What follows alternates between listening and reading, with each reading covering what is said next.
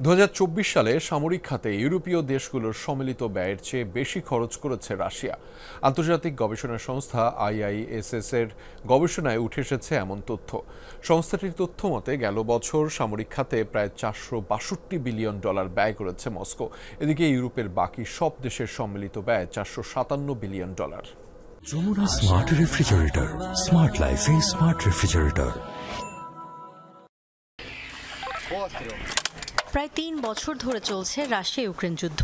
দীর্ঘ এই সময়ে ইউরোপ আমেরিকার ঢালাও সমর্থন পেয়েছে কিয়েভ। যেন ইউক্রেন নয়, পশ্চিমা বিশ্বের বিরুদ্ধেই লড়াই রাশিয়ার। তবে ইউরোপ আমেরিকা জোটের অকুণ্ঠ সহযোগিতার পরও যুদ্ধের ময়দানে বরাবরই ইউক্রেনকে কোণঠাসা করে রেখেছে রাশিয়া। তবে কি পুরো পশ্চিমা বিশ্বের চেয়েই শক্তিশালী মস্কো? আন্তর্জাতিক গবেষণা সংস্থা আইআইএসএস এর তথ্য অনুযায়ী ২০২৪ সালে সামরিক খাতে দেশটির ব্যয় ছাড়িয়ে গেছে পুরো ইউরোপকে। সংস্থাটি বলছে গেল বছর এই খাতে তাদের ব্যয় হয়েছে $462 বিলিয়ন। ২০২২ সালে ইউক্রেনে পুরোদস্তুর যুদ্ধ শুরুর পর ৪,০০০-এর বেশি ট্যাঙ্ক ধ্বংস হয়েছে রাশিয়ার, যার মধ্যে প্রায় ১,৫০০-ই ধ্বংস হয়েছে ২০২৪ সালে। ক্রমবর্ধমান গোলাবারুদ ও সামরিক সরঞ্জামের জন্য রাশিয়া নির্ভর করছে উত্তর কোরিয়া ও ইরানের উপর।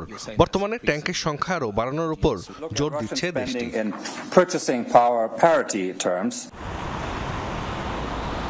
আইআইএসএস এর প্রতিবেদন অনুযায়ী রুশ প্রেসিডেন্টের মনোযোগের কেন্দ্রবিন্দুতে এখন যুদ্ধ। তবে তিনি যুদ্ধের গতি ও মাত্রা এমনভাবে বজায় রাখছেন যেন অভ্যন্তরীণ স্থিতিশীলতা নষ্ট না হয়। পাশাপাশি পশ্চিমারা যেন বেশি শক্তিশালী হয়ে না পড়ে নিশ্চিত করছেন তাও। এদিকে ইউরোপের বাকি সব দেশ গত বছর সামরিক খাতে ব্যয় করেছে প্রায় $457 বিলিয়ন।